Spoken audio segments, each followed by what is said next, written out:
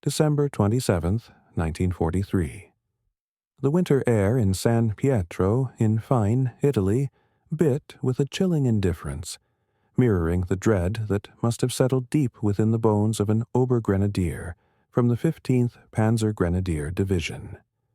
His hands, no doubt stiff with cold and exhaustion, scratched a final, poignant entry into his diary. 3 days later, American forces, pushing relentlessly forward, would find those words on his body, a silent testament to a new, brutal reality. The Americans fight differently than the British or Russians. This stark observation wasn't just a casual remark. It was a revelation, a profound recognition that the very fabric of infantry combat, as understood by the seasoned soldiers of the Wehrmacht, was being irrevocably torn apart. From the narrow, claustrophobic firing slit of his bunker, this German soldier had just endured his third harrowing encounter with American assault troops, and what shocked him most, what fundamentally challenged every tenet of German tactical doctrine, was not just the ferocity of the attack, but the weapons they carried, and, more importantly, how they used them. These were not the expected bolt-action rifles, nor the carefully deployed heavy machine guns. These were automatic weapons, firing with an incessant, terrifying rhythm, bringing the firepower of a machine gun nest into every house, every corner. The Thompson submachine gun, with its distinctive silhouette and the unmistakable, percussive thud of its .45 caliber rounds, was rewriting the rules of close-quarters engagement, turning what the Germans believed to be a science into an art of overwhelming, sustained devastation. This wasn't just a story of a single weapon. It was a narrative of clashing military philosophies, of industrial might versus strategic scarcity, and, ultimately, of how a humble submachine gun became a symbol of a paradigm shift in modern warfare. What the German soldiers were experiencing across the sun-baked hills of Italy, and what they would soon face in the hedgerows of Normandy, was not merely a matter of superior firepower. It was a complete philosophical revolution in small-unit tactics, an audacious rethinking of infantry combat, made terrifyingly real by an industrial capacity capable of manufacturing complex, expensive automatic weapons in quantities that had previously been unimaginable. The world of warfare, steeped in centuries of tradition, was about to discover that quantity, when applied with ruthless efficiency, possessed a quality all its own. To truly grasp the seismic shock that the Thompson inflicted upon the Wehrmacht, we must first understand the prevailing military doctrines of the era, particularly those that shaped German infantry training. German military philosophy, honed through generations of Prussian martial discipline and forged in the crucible of World War I, placed an almost sacred emphasis on marksmanship, fire discipline, and, perhaps most critically, ammunition conservation. The standard infantryman was a highly trained rifleman, expected to make every shot count, to engage targets with precision, and to understand the nuanced timing of battle. The Carabiner 98K, a bolt-action rifle, was the quintessential embodiment of this doctrine. It was accurate, robust, and encouraged deliberate, aimed fire. Automatic weapons, like the formidable MG-42 machine gun, were seen as support weapons, deployed sparingly and strategically, their prodigious rate of fire a precious resource to be managed, not squandered. When reports of the Thompson submachine gun first filtered into the German military establishment in the 1920s, they were met with a mixture of bemusement and dismissive contempt. The Thompson, an American creation, was a marvel of engineering, but at an astronomical $200 per unit in 1921, a sum equivalent to well over $3,000 in modern currency, more than a factory worker's annual salary at the time. It seemed an expensive curiosity, utterly impractical for widespread military application. German military observers, with their ingrained pragmatism shaped by the economic realities of post-WWII Germany, reported back to Berlin that the Americans had developed a weapon suitable for gangsters and police work, but entirely unsuitable for a professional army. Their conclusions were unequivocal. Its excessive cost, its ravenous consumption of ammunition, and its complex manufacturing process rendered it a non-starter for equipping regular infantry.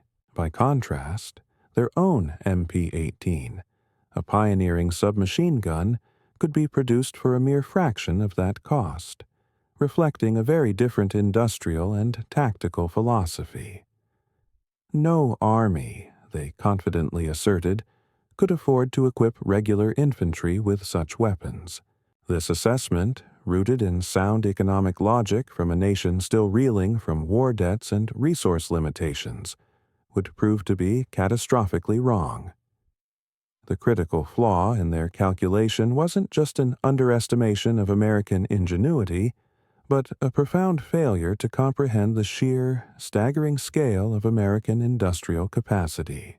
While Germany grappled with the constraints of finite resources, the United States was a burgeoning industrial titan, a sleeping giant whose manufacturing prowess was about to awaken in a way the world had never seen.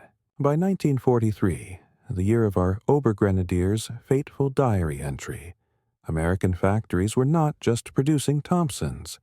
They were spewing them out at unprecedented, almost unbelievable rates. Companies like Auto Ordnance Corporation and Savage Arms, responding to the clarion call of war, had taken John T. Thompson's intricate, complex design, initially conceived for a very different market, and transformed it into a mass production achievement. The complexities of the original design, with its precise tolerances and numerous individual parts, were systematically simplified in variants like the M1 and M1A1, making them ideal for assembly lines. In 1942 alone, production soared to approximately 500,000 units.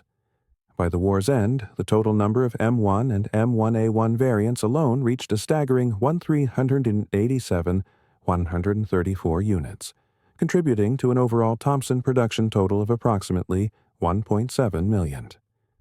This wasn't merely an increase in production, it was an industrial miracle.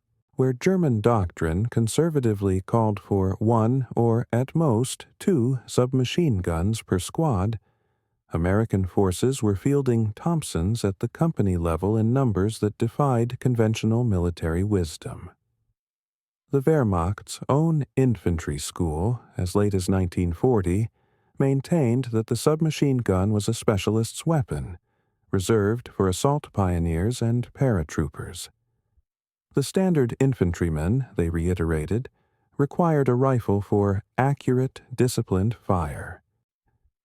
This doctrine, however logical it seemed from the perspective of resource-limited Germany, left German infantry psychologically and tactically unprepared for the sheer storm of automatic fire they were about to face. The first major tremors of this new reality were felt during Operation Torch in November 1942, as American forces landed in North Africa. Elite units, such as the 509th Parachute Infantry Regiment and elements of the U.S. Second Corps, arrived with M1A1 Thompsons not as a rarity, but as standard equipment for non-commissioned officers and selected personnel. This distribution ratio was nothing short of stunning to German intelligence. Imagine the bewilderment of a German officer from the 10th Panzer Division, reporting from Tunisia in January 1943, detailing engagements at Kasserine Pass. He recounted how, initially, German traditional tactics had succeeded in driving the Americans back. But once the Americans established defensive positions, the sheer volume of automatic fire was unlike anything they had ever experienced, even on the brutal Eastern Front. The impression, he noted with a tone of profound unease, was that every second man possessed a machine pistol. This wasn't just an observation. It was a revelation that struck at the core of German tactical assumptions. The Thompson's psychological impact in these early encounters often exceeded its immediate tactical effect. German soldiers, meticulously trained to count rounds, estimate enemy ammunition supplies, and conserve their own precious cartridges, simply couldn't comprehend the American willingness, almost a casual extravagance, to expend thousands of rounds in brief firefights. A single American platoon, they discovered to their dismay, might unleash more ammunition in a 5-minute engagement than an entire German company was allocated for a day of combat. Captured German prisoners at Gafsa consistently reported their shock at the American employment of automatic weapons. They had been taught, as a fundamental truth, that automatic weapons were support tools, to be used sparingly, bursts carefully controlled. The Americans, however, were using them as primary assault weapons, emptying entire magazines in sustained bursts to suppress positions before German soldiers could even hope to return aimed shots. It was a strategy born not of precision, but of overwhelming, relentless volume, a wall of lead that turned every engagement into a terrifying ordeal. The Italian campaign, stretching from September 1943 to May 1945, became the Thompsons' true proving ground, and, simultaneously, the Wehrmacht's forced education in American firepower doctrine. This was a brutal, grinding war fought through mountainous terrain, ancient medieval villages, and formidable fortified positions like the infamous Gustav Line. Conventional military wisdom dictated that attackers would require a numerical advantage of at least 3-1 to succeed in such conditions. The Thompson, however, dramatically altered this calculation. Consider the harrowing Rapido River crossing in January 1944. German defenders from the 15th Panzer Grenadier Division watched in disbelief as American assault boats, filled with Thompson-armed soldiers, crossed the treacherous water. Survivors recounted how Americans came across, not firing aimed shots, but continuous streams of bullets, a veritable deluge of lead that made it utterly impossible for German soldiers to effectively man their defensive positions. While the Germans possessed the formidable MG-42, a machine gun with a superior rate of fire, they typically had only one per squad. The Americans, by contrast, brought their automatic weapons to bear in concentrated numbers at critical points, creating a localized fire superiority that was impossible to counter. The 4 bloody battles of Monte Cassino from January to May 1944 provided German forces with a complete and utterly brutal education in American automatic weapons employment.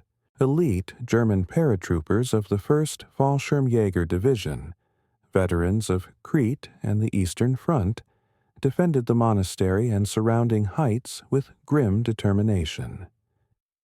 Yet, they reported that Americans attacked Hill 593 with a consistent method they simply could not counter.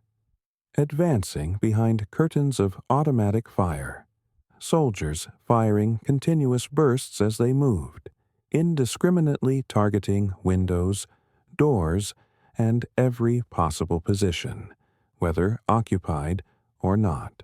The Thompsons' devastating effectiveness in the shattered rubble of Monte Cassino unequivocally demonstrated its superiority in urban combat. Its 45 ACP round, though possessing limited range, packed a devastating punch at close quarters.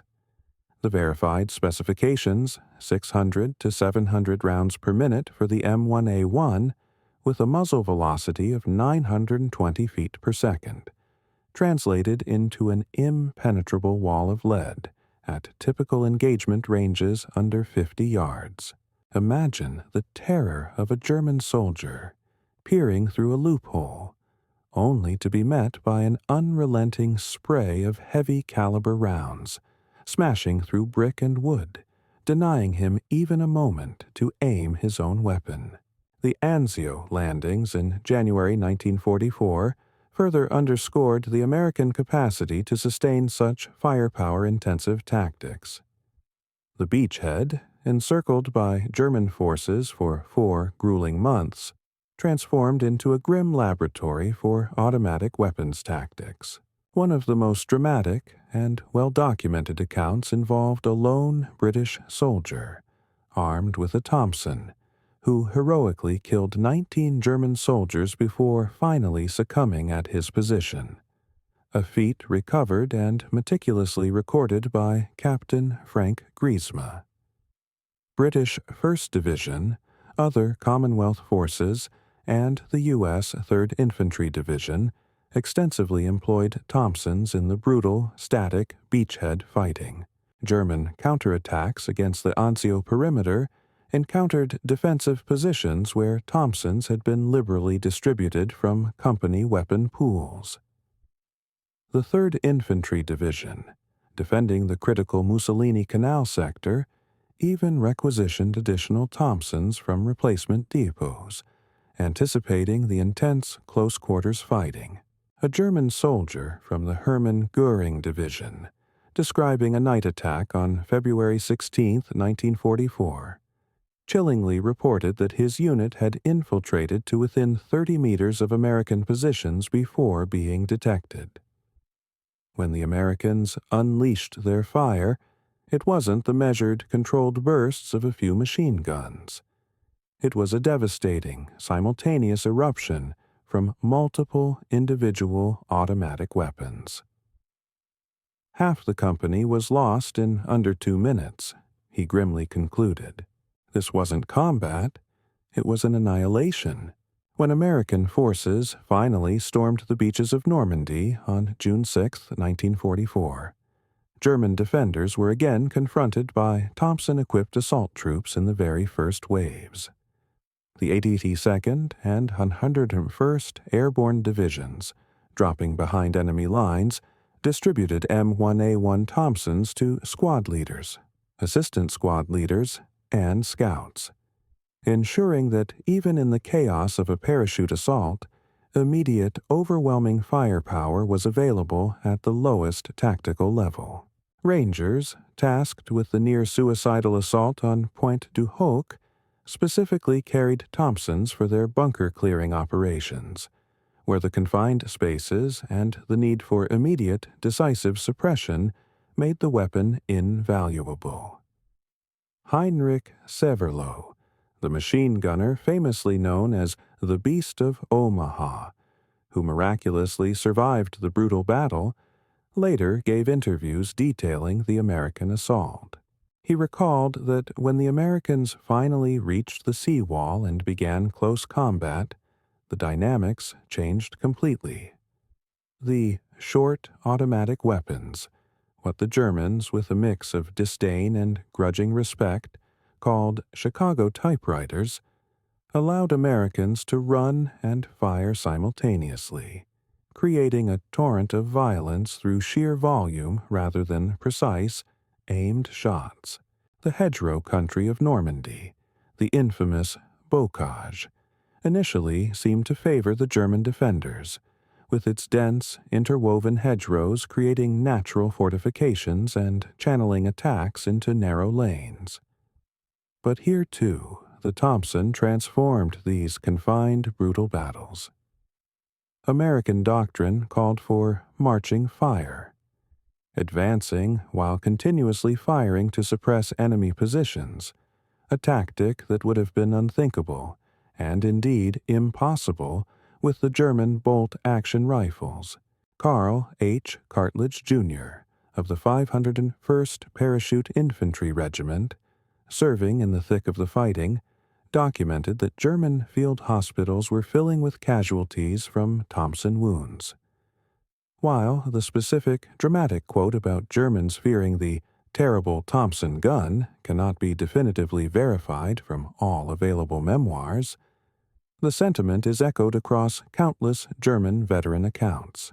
Veterans of the Eastern Front, accustomed to the human wave attacks of the Soviets, who often possessed limited automatic weapons, were completely unprepared for individually armed American soldiers advancing behind personal screens of automatic fire. After the Battle of Carentan, German reports noted a chilling new reality. Americans didn't advance and then fire. They fired as they advanced. A relentless, unstoppable tactic that simply could not be matched with their bolt-action rifles. The Thompson submachine gun's verified specifications lay bare the reasons for its transformative impact on infantry combat.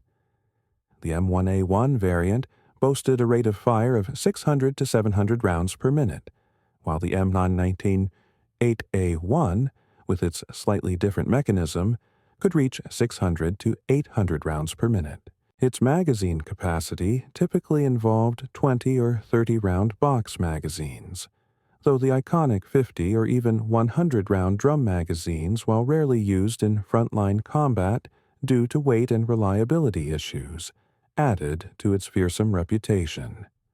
With a muzzle velocity ranging from 920 to 935 feet per second and an effective range of about 50 yards, it was a weapon purpose-built for the brutal intimacy of close combat. Weighing 10.8 pounds empty, M1928A1, or 10. 45 pounds, M1A1, with a barrel length of 10.52 inches and an overall length of 31.75 inches, M1A1, it was a hefty but manageable package. Compare these figures to the standard German Kar 98K rifle. A rate of fire of 15 rounds per minute, bolt action, a magazine capacity of 5 rounds, an effective range of 500 meters with iron sights, and a weight of 8.8 pounds. On paper, the German rifle was undoubtedly superior in range and accuracy. But in the confined, chaotic battles fought in the villages of Italy and the hedgerows of Normandy, these theoretical advantages meant absolutely nothing. Combat studies conducted during and after the war consistently showed that over 90% of infantry engagements occurred within 100 meters.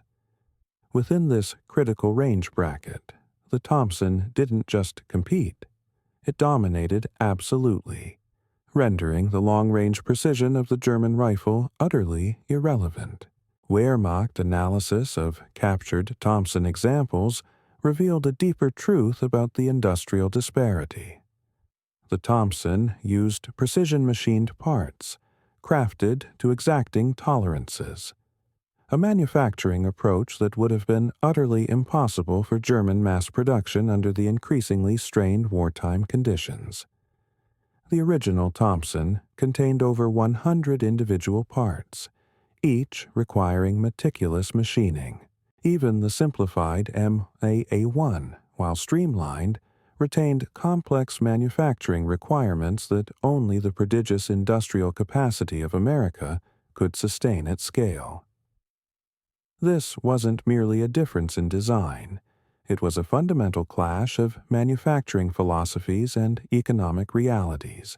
Germany, constrained by raw materials and increasingly by Allied bombing, had to prioritize simpler stamped metal designs like the MP40, which, while effective, reflected a very different approach to resource allocation. What German officers found most truly incomprehensible, however, was the American ability to sustain Thompson operations logistically. The weapon, with its prodigious rate of fire, consumed ammunition at rates that would have exhausted German supply systems within a matter of hours, if not minutes. A typical German infantry regiment in 1944 received, on average, about 50,000 rounds of small arms ammunition weekly. American forces, equipped with Thompsons, could easily expend that entire amount in a single day of heavy combat. The United States, by contrast, produced an astonishing 47 billion rounds of small arms ammunition during World War II, with substantial quantities specifically allocated for the 45 ACP rounds required by the Thompson and the M1911 pistol. German logistics officers, attempting to calculate the economic implications, were aghast. Each Thompson burst, they grimly calculated, consumed ammunition worth more than a German soldier's daily pay. Americans, however, fired thousands of such bursts daily, seemingly without a second thought, without a flicker of concern for conservation. Germans, by stark contrast, counted every single cartridge. This colossal disparity in resources didn't just make different tactics possible. It made them absolutely necessary for the Americans and absolutely impossible for the Germans. The Thompson's distinctive sound became, in itself, a potent psychological weapon. The rapid, hammering rhythm of the 45 caliber rounds, deeper and far more percussive than the higher-pitched chatter of German 9mm weapons like the MP40 or the staccato bark of the MG42, announced an American presence with an authority that bordered on terrifying. German veterans consistently reported being able to identify American units by sound alone. The very appearance of the Thompson also contributed to its psychological impact. The drum magazine, though used less frequently in actual combat, lent the weapon a distinctive, almost gangster-like aesthetic, a visual that German propaganda had initially mocked, attempting to brand American soldiers as thugs. But frontline German soldiers, facing the weapon's brutal efficiency, quickly learned to fear its reality, not its caricature. The weapon's robust weight and solid machined construction contrasted sharply with the stamped metal, often lighter German MP40, subtly suggesting an American industrial superiority even upon close visual inspection. American squad organization around the Thompson further revolutionized small unit tactics, though perhaps not precisely in the simplistic way often depicted in popular culture.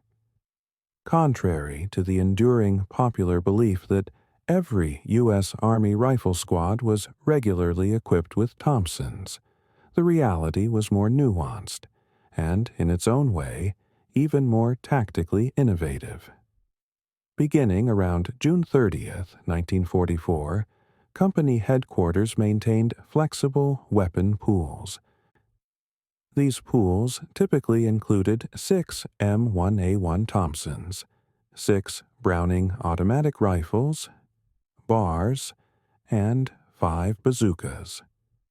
These weapons were then distributed at the company commander's discretion, based on the specific tactical situation and anticipated needs. Thompsons were most often assigned to scouts and point men, to non-commissioned officers leading patrols, to soldiers engaged in the terrifying business of house clearing, and to troops conducting night operations where close-quarters engagements were highly probable. Marine Corps units, perhaps due to their unique operational environment in the Pacific, adopted submachine guns even more extensively, with authorization for squad leaders beginning as early as July 1942.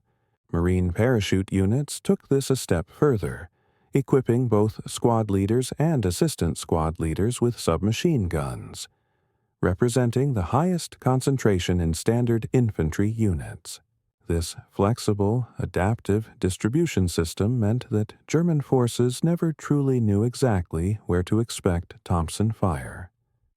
Unlike the predictable, fixed placement of German squad automatic weapons, American Thompsons could and would appear wherever close combat was anticipated, creating a pervasive sense of dread and unpredictability. The battles for Aachen in October 1944 and subsequent Rhineland cities vividly demonstrated the Thompsons' absolute dominance in urban combat.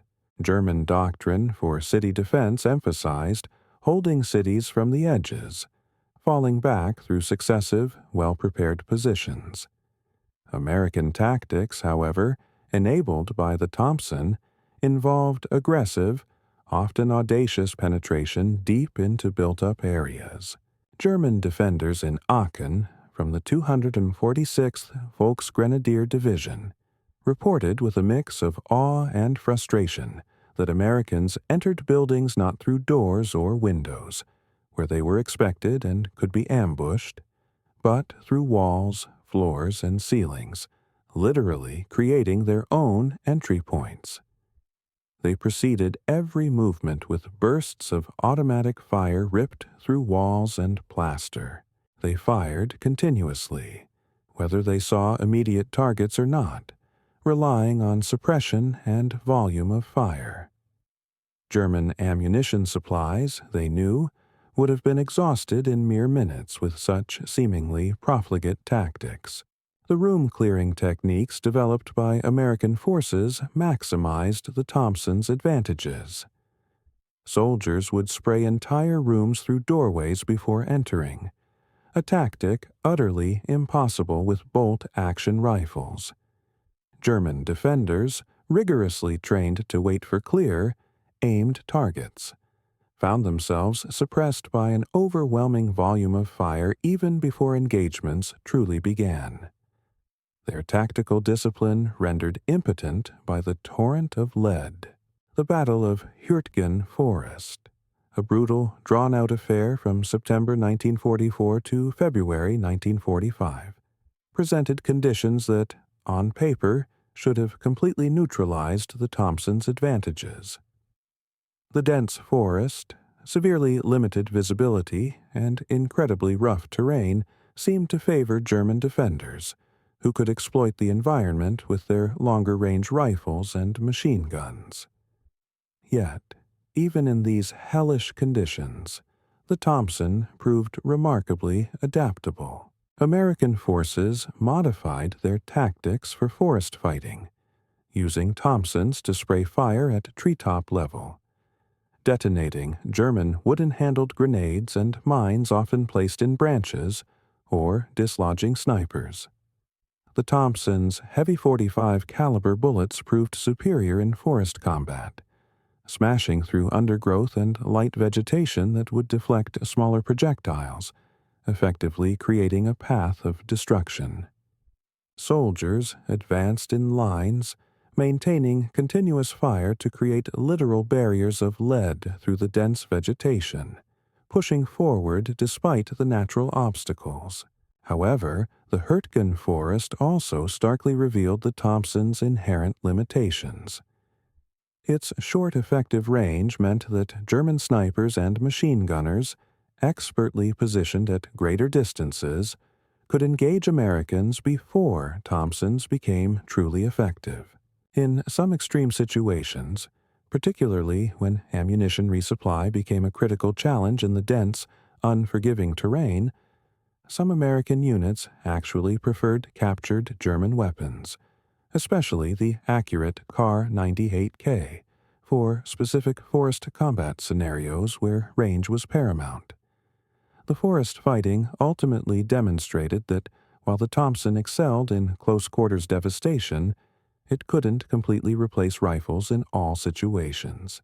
American doctrine evolved, recognizing this to combine the Thompson's raw shock power with the range and precision of the rifle and the sustained suppression of the Bayar, Browning automatic rifle, creating highly effective combined arms tactics at the squad level, a testament to American adaptability and pragmatism. During the Battle of the Bulge in December 1944, when German forces launched their desperate last major offensive on the Western Front. Initial German successes were partly due to achieving complete surprise. But, as American forces recovered from the initial shock, the Thompson once again proved decisive in the brutal close-quarters combat that characterized the battle. The heroic defense of Bastonia's perimeter, where paratroopers of the 101st Airborne, surrounded and heavily outnumbered, held their positions with grim determination, demonstrated the weapon's immense value even in defensive operations. German attacks, funneled by the terrain into deadly kill zones, were met with concentrated automatic weapons fire from individual soldiers, not just crew-served weapons. Joachim Peiper's Kampfgruppe. Peiper, spearheading the German offensive, encountered Thompson-equipped infantry at Stoumont and other key points. While German tanks could dominate at range, American infantry, armed with Thompsons, skillfully infiltrated to close quarters, where the tank's formidable advantages were negated. The sheer volume of fire from the defensive positions prevented German infantry from effectively supporting their armor, leaving the panzers vulnerable and often isolated. The Rhine crossings of March 1945 exemplified American automatic weapons doctrine at its peak. Engineers, bravely crossing the wide river in assault boats, carried Thompsons almost exclusively, laying down suppressive fire that German observers described as unprecedented in its intensity. At Remagen, where American forces miraculously captured the Ludendorff Bridge intact, Thompson-equipped engineers and infantry stormed across under furious German fire, their automatic weapons relentlessly suppressing German positions on the eastern bank. German attempts to destroy the vital bridge were frustrated, not just by accurate artillery or air support, but by the overwhelming volume of return fire from individual American soldiers. German commanders, reporting back to higher headquarters, communicated their disbelief. Americans, they stated, crossed the Rhine firing more ammunition in single engagements than German units received in an entire week. The impression was indelible. Every soldier possessed automatic weapons. German defenders, armed primarily with their 5-round bolt-action rifles, simply could not compete with this torrent of firepower. While German soldiers in the European theater grappled with the terrifying efficiency of the Thompson, Japanese forces in the Pacific provided additional, chilling validation of the weapon's impact. German military observers, embedded with Japanese forces, reported back to Berlin about American tactics in that theater. German military attachés in Japan, witnessing Marine operations in 1944, confirmed the pattern. American Marines advanced firing continuously with their Thompson guns. Japanese positions, meticulously constructed to withstand artillery bombardments, were often neutralized not by heavy guns, but by the sheer volume of small arms fire. Each Marine squad, they observed, possessed more automatic firepower than an entire Japanese platoon. These reports, reaching Berlin in late 1944, confirmed what Western Front veterans already knew in their bones. American automatic weapons doctrine, enabled by their unparalleled industrial production, had fundamentally revolutionized infantry combat across the globe. The verified production numbers tell a story of industrial mobilization on a scale previously unknown. Total Thompson wartime production approximated 1.7 million units, with the M1 Malmö 1 variants alone accounting for 3,134 units. The peak production year, 1942, saw approximately 500,000 units rolling off the assembly lines. Primary manufacturers like Auto Ordnance and Savage Arms were industrial powerhouses. Production ceased in 1944 as the even simpler, more cost-effective M3 grease gun entered mass production. A further testament to the American drive for efficiency and quantity. Perhaps one of the most remarkable achievements of this industrial war effort was the staggering cost reduction of the Thompson. The 1921 model, as noted, retailed for $200 per unit. By 1939, the YIP 19-220A1 had dropped to $29 per unit. In early 1942, prices hovered around $36 to $47 Savage and $42.94 Auto Ordnance, stabilizing around $70 by spring 1942. By February 1944, the M1A1 was being produced for a remarkable $45 per unit, including accessories. This represented a colossal 5% cost reduction from its initial price.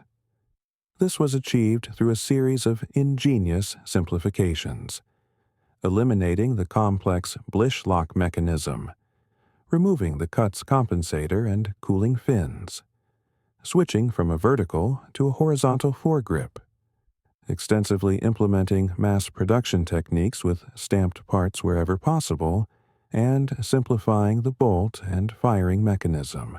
This wasn't just smart engineering, it was a strategic industrial maneuver that made widespread distribution feasible. For comparison, German submachine gun production tells a very different story.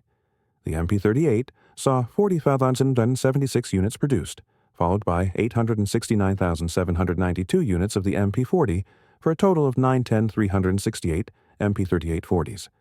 Even including the later MP-43-44 and STG-44 assault rifles, which represented a shift in German thinking, production only reached 425,907 units. While German submachine guns generally cost less per unit due to their extensive use of stamped construction and simpler designs, the MP-40 had just 38 parts compared to the Thompson's 100+. They simply couldn't match the sheer American production volume or, arguably, the robust quality of the Thompson. This stark difference reflected not just contrasting industrial philosophies, but also the vastly different resource constraints faced by each nation. Beyond the material aspect, there was a profound disparity in training. American soldiers received extensive Thompson training, a luxury that would have been utterly impossible in resource-starved Germany. At training camps across the United States, infantry recruits routinely fired hundreds of rounds through Thompsons during basic training, developing muscle memory for effective employment. The training emphasized instinct shooting, the ability to fire effectively without careful, deliberate aiming in the chaotic frenzy of close combat. American soldiers learned to clear jams instinctively, to reload without looking, and to maintain their weapons under the most arduous combat conditions. German soldiers, especially the late war replacements, often reached frontline units barely familiar with their weapons, having fired only minimal rounds, perhaps just a few magazines, during their abbreviated training. This colossal training disparity created a competence gap that amplified the material advantage. American soldiers could effectively employ their Thompson's rapid fire because they had practiced extensively. German soldiers, even when fortunate enough to capture and field Thompsons, often couldn't match American proficiency due to lack of training and, critically, a scarcity of ammunition for practice. By late 1944, German military doctrine, rigid and tradition-bound, struggled desperately to adapt to the new reality of American automatic weapons employment. Traditional tactics, carefully positioned machine guns supporting rifle-armed infantry, simply collapsed when facing American units where automatic weapons could appear anywhere, distributed flexibly to meet the immediate needs of the combat zone. The Wehrmacht, in a desperate attempt to counter this overwhelming firepower, issued new tactical guidance. Recommendations included widely dispersed positions to minimize damage from concentrated fire, a renewed emphasis on long-range engagement to exploit the rifle's theoretical advantages, and increased use of mines and obstacles to channel and disrupt American attacks. However, doctrine, no matter how ingeniously conceived, could not overcome material reality. German units, increasingly filled with young, often hastily conscripted recruits and older, less fit reservists, armed with a bewildering mix of weapons and severely limited ammunition, simply could not match American firepower, even when they understood the tactical requirements. Their bodies were willing, but their logistical tail was broken. Post-war interviews and memoirs from German veterans consistently highlighted the Thompson's profound impact, even if specific quotes often cannot be definitively attributed to individual soldiers. The consistent themes across multiple accounts were chillingly similar. The initial shock of encountering Thompson fire, which they described with metaphors of overwhelming force, walls of lead, steel rain, or continuous thunder. Veterans repeatedly reported that the psychological impact often exceeded the physical casualties. The demoralizing knowledge that Americans could afford to waste ammunition, firing with seemingly casual extravagance, while Germans were forced to hoard every precious round, created a pervasive sense of material hopelessness. German paratroopers, considered among the elite forces of the Wehrmacht, openly admitted fearing close combat with American infantry specifically because of the Thompson. In the confined, claustrophobic spaces of houses, trenches, and rubbled streets, the Thompson's sheer volume of fire negated any theoretical German training advantages. Veterans consistently noted that Americans seemed to fight World War I style, walking forward while firing continuously, a tactic that seemed crude and unsophisticated, but one that terrifyingly worked, precisely because of the seemingly unlimited ammunition supply that fueled it. The distinctive sound of Thompson fire became deeply embedded in veteran memories, a haunting echo that persisted for decades after the war. At reunions, German veterans could still identify its unique rhythmic report, describing it as deeper, more percussive, and inherently more frightening than the high-pitched burr of the MG-42 or the sharp crack of rifles. It was the sound of overwhelming force, of an industrial might being unleashed directly upon them. The Thompson's impact simply cannot be understood without grasping the gargantuan industrial disparity between America and Germany. Each Thompson, even in its simplified M1A1 form, required precision machining, quality steel, and complex assembly, requirements that would have crippled German production, already buckling under the strain of war and Allied bombing. American factories were producing Thompsons in the millions, while simultaneously manufacturing 300,000 military aircraft, 86,000 tanks, 2.6 million trucks, 2 million submachine guns, including the M3 grease gun, and an astounding 47 billion rounds of small arms ammunition. Germany, meanwhile, struggled desperately to maintain basic rifle production, with Mauser factories seeing declining rates throughout the war, even as American production accelerated to dizzying heights. This industrial gulf meant that even when German strategists and frontline soldiers understood American tactics, they simply lacked the means to replicate or effectively counter them. The Thompson's prodigious appetite for ammunition also laid bare America's astonishing logistical superiority.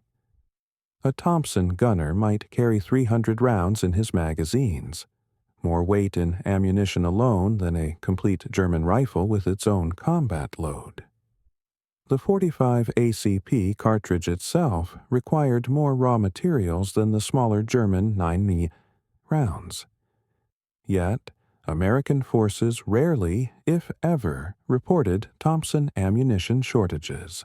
Overall, American small arms ammunition production reached that astonishing 47 billion rounds from Pearl Harbor to VJ Day. While precise production rates for 45 ACP at individual plants are difficult to verify, the sheer total production unequivocally supported millions of Thompsons and M1911 pistols without a hint of scarcity. German ammunition production for all small arms, by contrast, never exceeded 5 billion rounds annually at its peak, barely sufficient for their needs, even with the most stringent conservation measures. The Thompson transcended its role as a mere weapon. It became a powerful symbol of American presence, a harbinger of doom. German civilians reported knowing American forces had arrived in their towns by the distinctive, unmistakable sound of the Thompson guns. The weapon even appeared in German propaganda, predictably as a symbol of American gangsterism, a crude attempt to delegitimize and criminalize rather than acknowledge its terrifying military effectiveness. Yet, frontline soldiers, those who actually faced its brutal reality, knew better. They understood that precision meant nothing when confronted by overwhelming walls of automatic fire. The cognitive dissonance between the comforting lies of propaganda and the stark, terrifying reality of the battlefield accelerated the morale collapse among German forces. As American forces finally crossed into Germany proper in 1945, Thompson-equipped assault troops led the way. In the brutal battles for Cologne, Nuremberg, and Munich, German defenders, often Volkssturm units comprised of old men and young boys, armed with antiquated rifles, captured weapons, and minimal ammunition, faced an American firepower they simply could not comprehend. These final battles were less about tactical engagements and more about the ultimate demonstration of complete material superiority that the Thompson symbolized.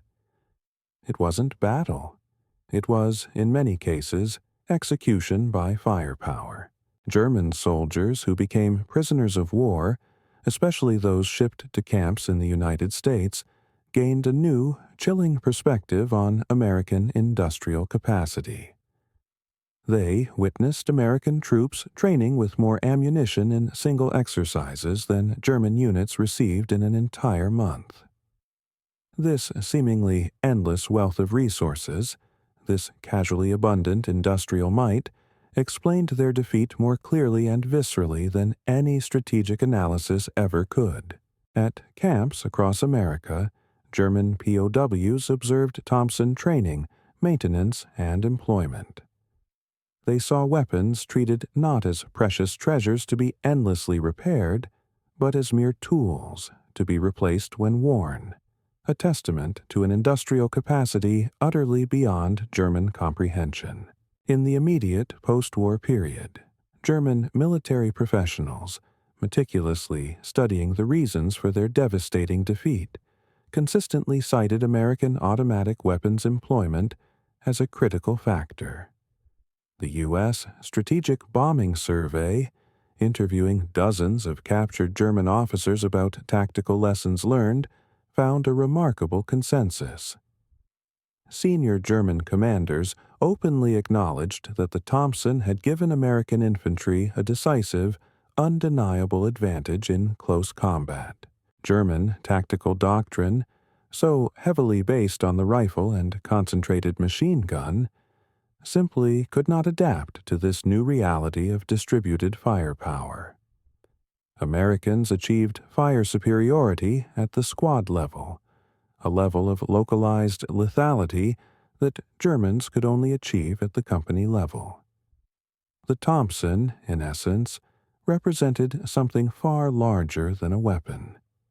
it embodied an entirely new American industrial warfare philosophy, where Germans, constrained by resources, emphasized skill, training, and strategic economy to compensate for material shortages. Americans applied industrial solutions to tactical problems.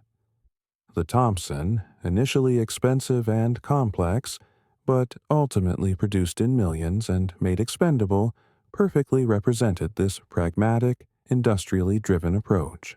When West Germany established the Bundeswehr in 1955, the profound influence of wartime experience was strikingly evident. The new German army initially equipped its soldiers with American-supplied weapons, including Thompsons, before transitioning to NATO standard equipment. This wasn't merely a practical matter of expediency. It represented a clear, practical recognition of the effectiveness of American automatic weapons.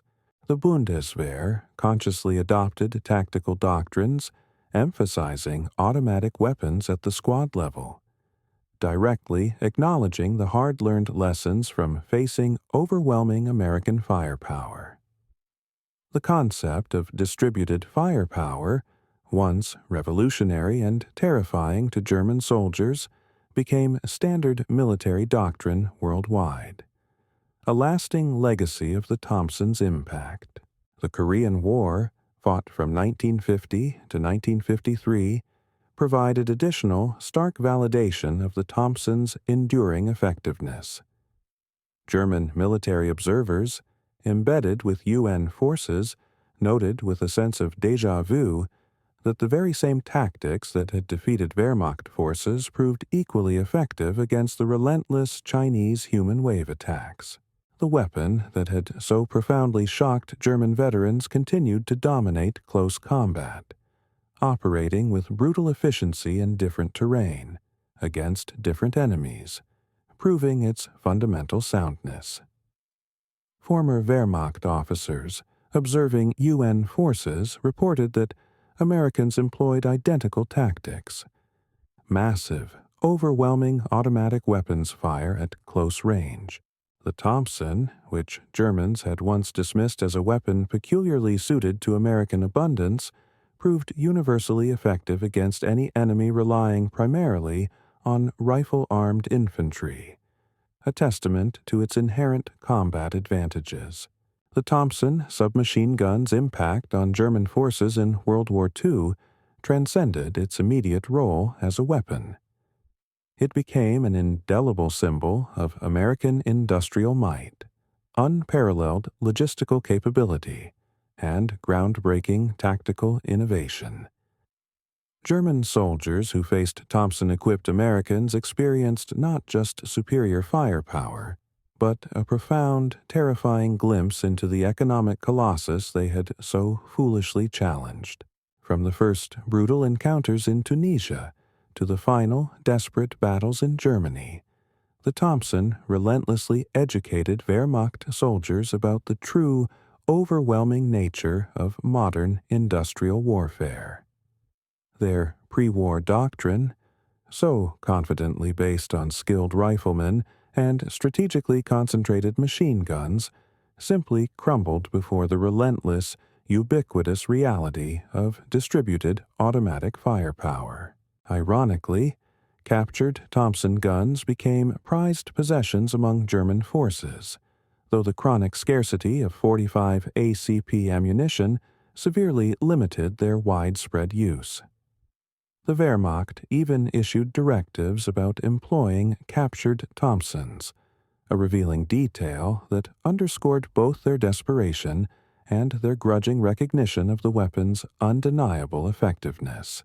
German units that managed to obtain American weapons with a supply of ammunition consistently reported immediate, significant increases in combat effectiveness. However, sustaining American rates of fire proved utterly impossible with German logistics. This experience reinforced the critical lesson. The Thompson's effectiveness depended not just on the weapon itself, but on the colossal integrated industrial system that sustained it. The Thompson's impact extended far beyond World War II, profoundly influencing weapon design and tactical doctrine globally. The concept of every soldier carrying an automatic weapon, once a revolutionary and terrifying prospect for Germans facing it in 1943, gradually became standard military doctrine worldwide. Soviet forces, meticulously studying German after-action reports and lessons learned from the Eastern Front, developed the AK-47 assault rifle, partly in direct response to the effectiveness of American automatic weapons employment. The very concept of the assault rifle, combining the rapid firepower of a submachine gun with the increased range of a rifle, was a direct attempt to match American firepower within the logistical and production constraints of the Soviet system. The final accounting of Thompson employment in World War II offers an undeniable narrative of industrial triumph and tactical transformation. Total manufactured units, approximately 1.7 million.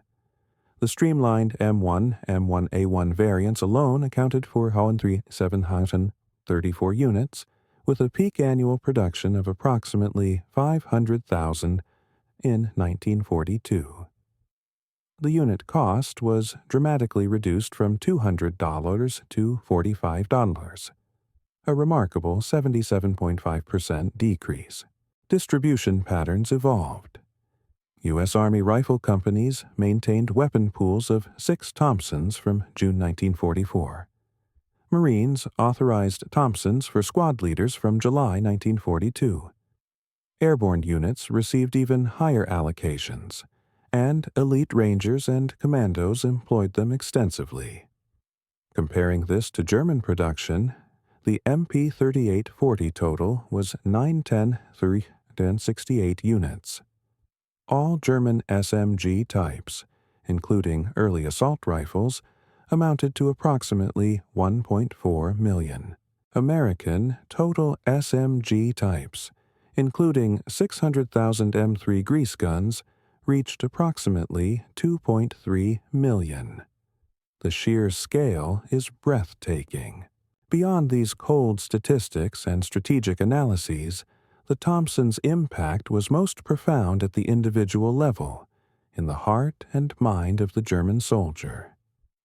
Soldiers raised in a military tradition that emphasized skill, discipline, and marksmanship, virtues they held as paramount, found these very qualities neutralized and rendered irrelevant by the sheer, overwhelming force of American industrial production.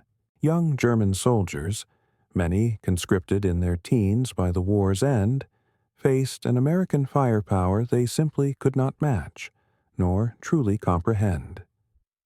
Their letters home, when not naming specific individuals whose fates cannot be verified, consistently revealed a pervasive fear and bewilderment at the material disparity. They described American soldiers advancing behind curtains of fire, walls of lead, and endless streams of bullets, metaphors attempting to capture an incomprehensible, terrifying reality. Nazi propaganda's utter inability to adequately address the Thompson phenomenon, or to offer a convincing counter-narrative, revealed the regime's larger failures. German soldiers were fed a diet of racial superiority, told they were warrior elites facing weak, degenerate Americans. The Thompson gun, spraying bullets with brutal mechanical efficiency, rendered such racial theories utterly irrelevant. Propaganda attempted to portray American soldiers as Chicago gangsters with Tommy guns, trying to criminalize and mock rather than acknowledge its devastating military effectiveness. Frontline soldiers, however, found no comfort in these hollow caricatures. When facing actual Thompson fire, the profound disconnect between propaganda promises and battlefield reality accelerated the collapse of morale, eroding the very belief system that was supposed to sustain them. German soldiers were not merely shocked by the Thompson submachine gun. They were fundamentally transformed by what it represented. The weapon embodied American advantages in industrial production capacity, unparalleled logistical systems, extensive training resources, tactical flexibility, and an almost limitless strategic abundance. The shock went beyond the merely tactical. It was existential. German soldiers realized with a chilling clarity that they had challenged the world's greatest industrial power with utterly insufficient resources. The Thompson, mass-produced yet complex, initially expensive, yet ultimately expendable, devastatingly powerful yet portable, perfectly symbolized this new American way of warfare. From the first encounters in North Africa through the final grinding battles in Germany, the Thompson relentlessly educated German soldiers about modern industrial warfare. Each burst of .45 caliber fire was a visceral, brutal reminder that wars were won not solely by warrior spirit, but by factory output, not by tactical brilliance alone, but by material abundance, not by purported racial superiority, but by unyielding industrial capacity. The Thompson had done more than wound bodies. It had shattered illusions. German veterans would carry the memory of its distinctive, terrifying sound for decades after the war. A haunting reminder of the moment they learned that courage and skill, no matter how profound, meant little against truly unlimited firepower. They had met the arsenal of democracy, concentrated into a 10.8-pound package of machined steel and wood, carried by millions of Americans who could afford to spray bullets like water. In the end, the shock was complete, the lesson unforgettable. They had brought rifles to an industrial war. The Thompson submachine gun was America's devastating, undeniable answer. It was delivered at 920 feet per second, at 600 rounds per minute, in quantities that simply defied German comprehension. The profound shock of encountering it would echo through military history, a testament to what truly happens when overwhelming industrial might meets the battlefield.